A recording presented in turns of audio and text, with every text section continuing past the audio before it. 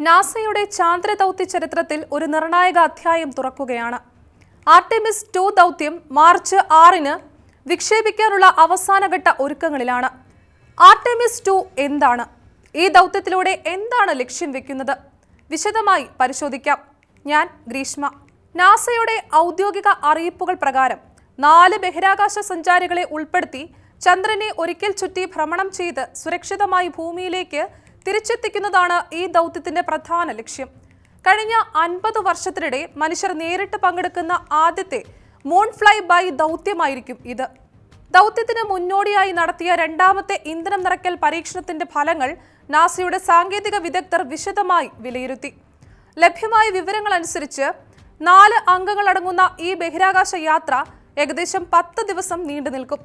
2022-ൽ മനുഷ്യരില്ലാതെ വിജയകരമായി പൂർത്തിയാക്കിയ ആർടെമിസ് 1 ദൗത്യത്തിന്റെ ആത്മവിശ്വാസത്തിലാണ് ഇപ്പോൾ മനുഷ്യരെ ഉൾപ്പെടുത്തി ആർടെമിസ് 2 വിക്ഷേപിക്കുന്നത്. ഇത് ഒരേ സമയം മറ്റൊരു ചരിത്ര നിമിഷം കൂടിയാണ്.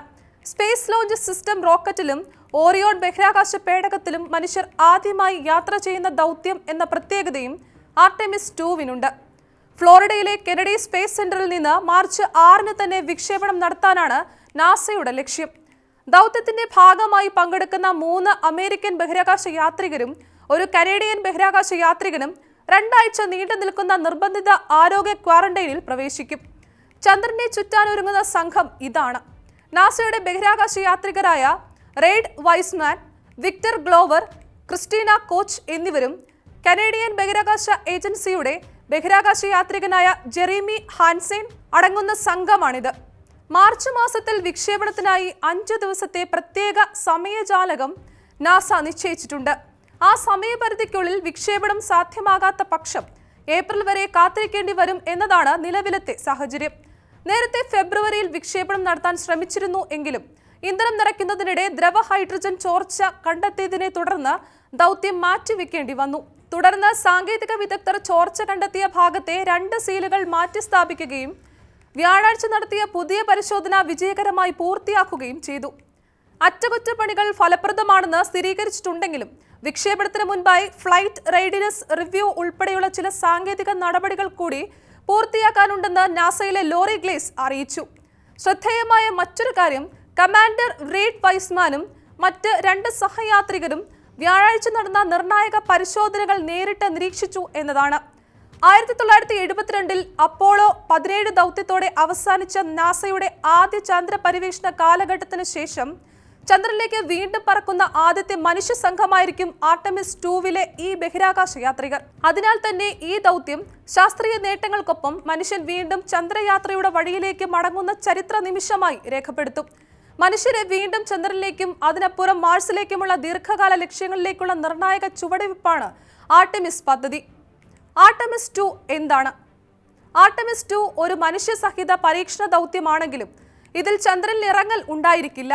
പകരം 4 അംഗ ബഹിരാകാശ യാത്രികർ അടങ്ങിയ സംഘം ചന്ദ്രനെ ചുറ്റി ഭ്രമണം ചെയ്ത് സുരക്ഷിതമായി ഭൂമിയിലേക്ക് മടങ്ങും. മനുഷ്യരെ ഉൾപ്പെടുത്തി ഓറിയൺ ബഹിരാകാശ വാഹനത്തിന്റെ പ്രകടനം പൂർണ്ണമായി നിരീക്ഷിക്കുക എന്നതാണ് ഈ ദൗത്യത്തിന്റെ ലക്ഷ്യം. യാത്രയുടെ സാങ്കേതിക വശങ്ങൾ. ആർടെമിസ് 2 ദൗത്യം ശക്തിയേറിയ സ്പേസ് ലോഞ്ച് സിസ്റ്റം റോക്കറ്റിലൂടെയാണ് വിക്ഷേപിക്കുന്നത്. ലോകത്തിലെ ഏറ്റവും ശക്തമായ റോക്കറ്റുകളിൽ ഒന്നായ SLS ഓറിയൺ കാപ്സൂളിനെ ചന്ദ്രന്റെ ദിശയിലേക്ക് ഉയർത്തും. ദീർഘകാല മനുഷ്യ ബഹിരാകാശ യാത്രയിൽ ജീവൻ രക്ഷാ സംവിധാനങ്ങൾ എങ്ങനെ പ്രവർത്തിക്കുന്നു എന്ന് പരിശോധിക്കുക, കമ്മ്യൂണിക്കേഷൻ, നാവിഗേഷൻ, താപനിയന്ത്രണം എന്നിവയുടെ കാര്യക്ഷമത വിലയിരുത്തുക, ഭൂമിയുടെ സംരക്ഷണ കവചമായ വാൻ അലൻ ബെൽറ്റുകൾ കടന്ന് മനുഷ്യർ സഞ്ചരിക്കുമ്പോൾ ഉണ്ടാകുന്ന വികിരണ സ്വാധീനങ്ങൾ പഠിക്കുക എന്നിവയാണ് ദൗത്യത്തിലൂടെ ലക്ഷ്യം വെക്കുന്നത്. 1969-ൽ അപ്പോളോ 11 ദൗത്യത്തിലൂടെ മനുഷ്യൻ ആദ്യമായി ചന്ദ്രൻ തൊട്ട നിമിഷം ലോകം അത്ഭുതത്തോടെ കണ്ടിരുന്നു. എന്നാൽ പിന്നീട് മനുഷ്യർ ചന്ദ്രനിലേക്ക് മടങ്ങിയില്ല. ഏകദേശം 50 വർഷങ്ങൾക്ക് ശേഷം മനുഷ്യർ വീണ്ടും ചന്ദ്രന്റെ സമീപത്തേക്ക് എത്തുന്നുവെന്നത് ശാസ്ത്രലോകത്തിനും മനുഷ്യകുലത്തിനും ഒരുപോലെ നേട്ടമാണ്. ആർടെമിസ് 2 ഒരു തുടക്കം മാത്രമാണ്.